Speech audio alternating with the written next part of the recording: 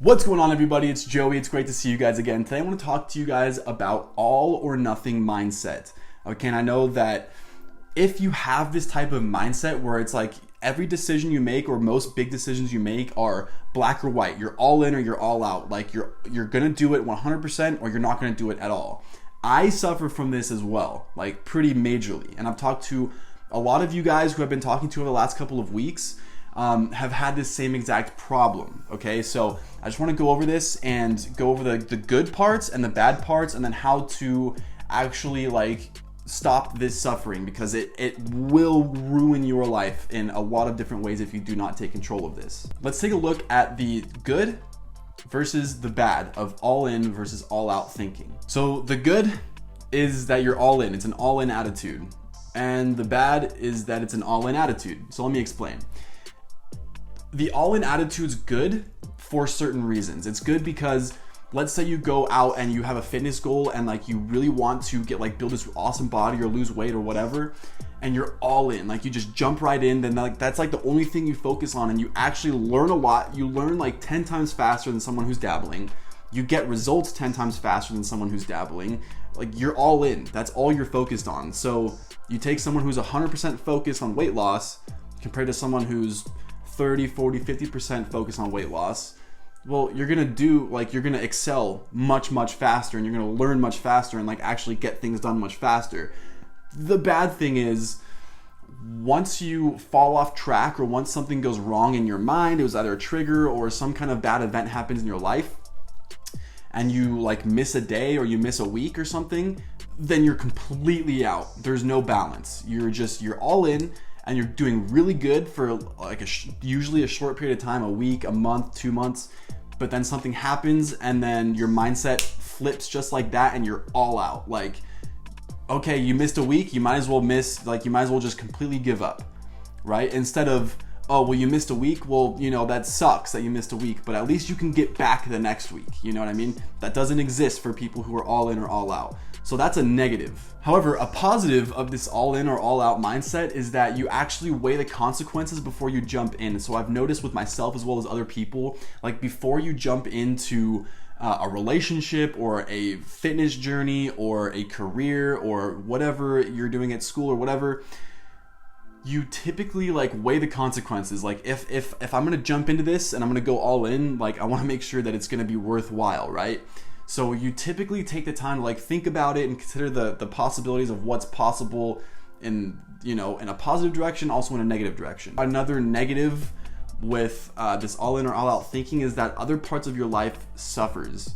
So I've talked to a lot of you guys where, you're all in on fitness. You're going all in, and then like a month later, something comes up, like some kind of trauma or like family problem or personal life problem, or you have an exam coming up and then you have to like focus on your exam. So you go 100% focus on your exam, and then you just completely forget about your fitness. If you're 100% in on fitness, you typically tend to forget about your relationships, you forget about your career, you start to forget about other things, like building other things, because you're so obsessed and focused on how do I learn more and do more about fitness. You just forget about your family, you forget about your friends, you forget about your schoolwork, or you forget about like different tasks you have to do at work.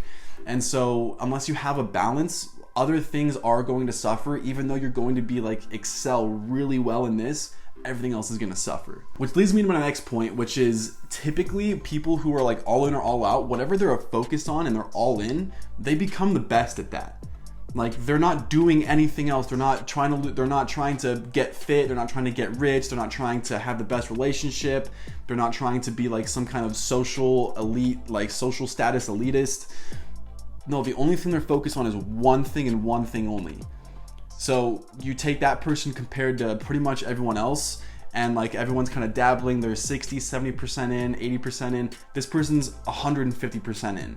This person's always gonna win. And it could be a job position, or it could be when you're out dating and you're just all in and that's all you think about is dating, or you're going to get fit and like you're trying to lose weight and that's all you can think about, it's all you do. You're gonna be the best at that. However, once you're in this mindset, you start to lose your consistency. So typically I've noticed that like people who just go all in on something, they used to be all in on something else, and then they stopped doing that and they kind of gave up on that, and then they found something new, something shiny, and now they're all in on that and they're really good at that, and then they just kind of get bored of that and they forget about that, and then once they get out, they're all out and they find something else to be all in on, and then, you know, they get tired of that. So you start to get in this rhythm of like, yeah, sure, you could be the best at something for a short time, but since you're not consistently like the best over a period of 20 or 30 years, it's usually just a short amount of time. It could be a couple months, could be a year, a couple years. You don't really develop strong skill sets. Like, you're just inconsistent. So you're not really the best at anything for a long time, which means that you don't really get results in anything. And then lastly, a really good thing is that you have less decision fatigue. So instead of like deciding, oh, should I do this? Should I do this? Should I do this? Should I do this? Like, you know, like, this is what I'm doing, and like, that's it. So you don't have to like fatigue yourself or your mind of making all these different decisions, therefore making your decisions poorer and poorer, right?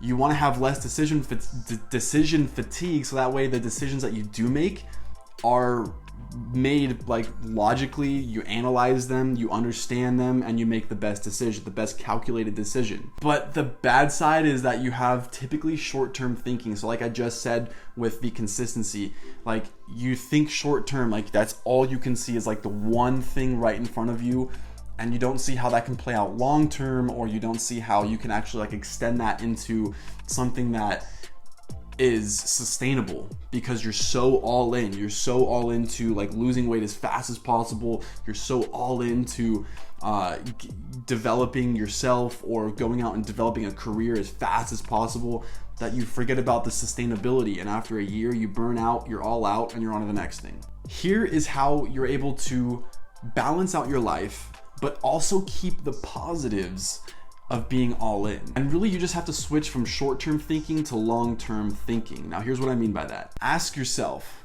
am I focused on speed, or am I focused on longevity? And I'm gonna have an awesome video diving deeper into this coming out in a few days. So my next video is gonna be diving into this, but ask yourself, like, consciously ask yourself, whenever you're diving into something, are you more focused on speed? How fast can I get this? How fast can I get this done? Compared to longevity. How long can I make this last? How long will this adventure last? Or how long can I extend this obsession or this all-in mindset? Like, how long can I do that? Because typically the all-in mindset, like, you're looking at this as a speedy thing, like, how fast can I do this? And so you just go all in, right? But the thing is, like, you want to think, how long can this last? Because that's what matters, not the speed. So really, why is all in or all out so important? Like, why does it matter so much? Why am I making a video on this? Well, if you have this type of mindset, it's actually a self-sabotaging mechanism that your subconscious brain convinces yourself of, but it's cloaked itself in reasons why you should be less responsible elsewhere. Here's what I mean. If you are all in on fitness, what your brain is telling yourself is like, I'm all in, I'm gonna do this, I'm gonna succeed, and you're like, you're obsessed with this, and like, you know you're gonna win, and that's an awesome mindset to have. However, that type of mindset, it's you're convincing yourself that it's okay to go all in and forget about your family, forget about your relationships, forget about your school, forget about work, forget about all these other things that are important to your life. And so it's cloaked.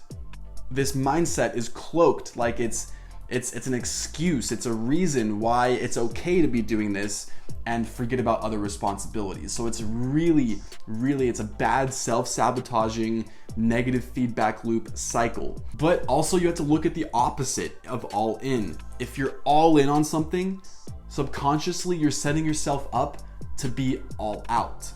Okay, if something goes wrong, if you're going all in on weight loss, you go to the gym every single day, 7 days a week for 2 months straight, and you start eating perfect nutrition, you're seeing awesome results because you're all in, that's all you focus on, you're all in. But then one day it goes bad, and then one day turns into 2 days, and then those 2 days or 3 days or 4 days of not doing anything, after, inevitably after a while, because no one's perfect, that's gonna happen. And then what happens is you convince yourself that you're all out now. It's like, well, I wasn't all in, so I might as well just stop now. And yes, that really happens, and you can look back at your life to see exactly how that happens. But that's the trick. It's your mind is tricking you to think, oh, I'm all in, but you're setting yourself up to be all out. I hope you were able to take some awesome information away from this video. If you did, please go ahead and subscribe to my channel, and also like this video. Comment down below what your thoughts are. I'm super interested to hear your feedback.